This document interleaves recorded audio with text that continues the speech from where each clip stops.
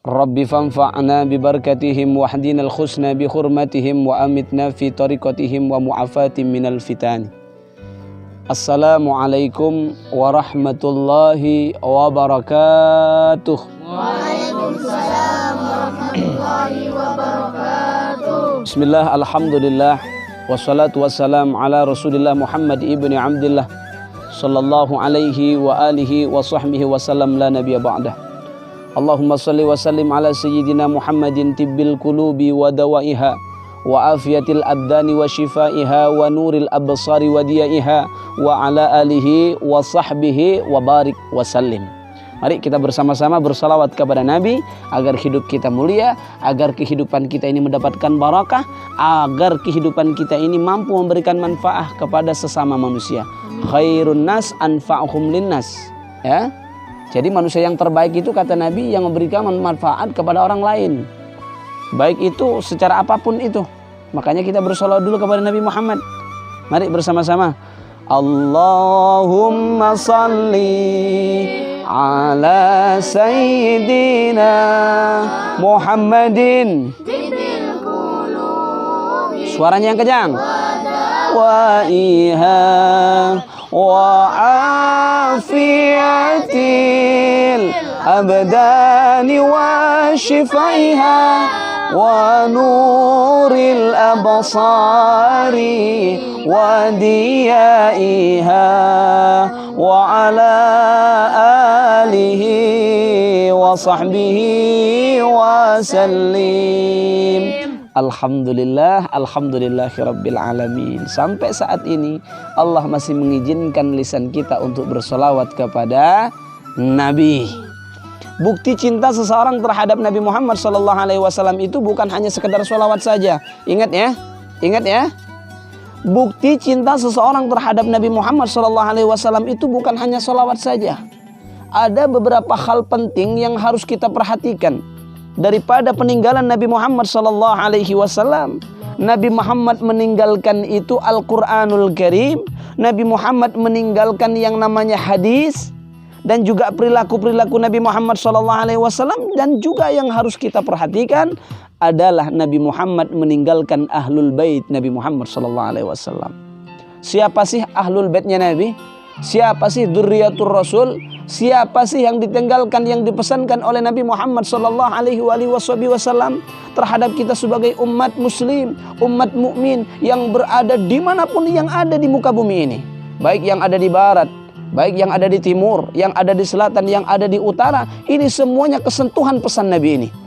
Kita perhatikan, Nabi Muhammad mengatakan, berpesan kepada umatnya, adibu auladakum. Perhatikan, kata Nabi, ajarkan anak-anakmu ala thalathi khisalin, atas 3 perkara yang harus kita perhatikan. Yang pertama apa? Yang pertama, hubbi nabiyikum. Paham? Cinta kepada nabinya. Nah, cinta kepada nabi inilah yang harus betul-betul kita tanamkan. Bagaimana perilaku Nabi, bagaimana seluk-beluk perjuangan Nabi, kita harus paham. Kita baca syirah-syirah nabawiyah.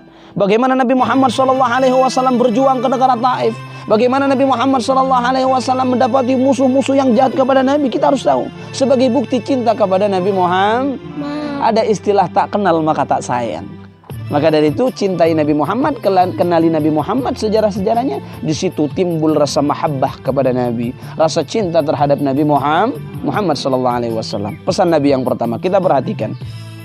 Yang kedua, wa hubbu ahli bait.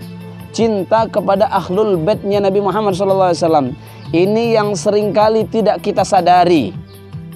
Peninggalannya Nabi Muhammad yang ketiga ini adalah ahlul bait Nabi Muhammad sallallahu alaihi wa alihi wasallam. Nabi Muhammad sangat cinta terhadap umatnya.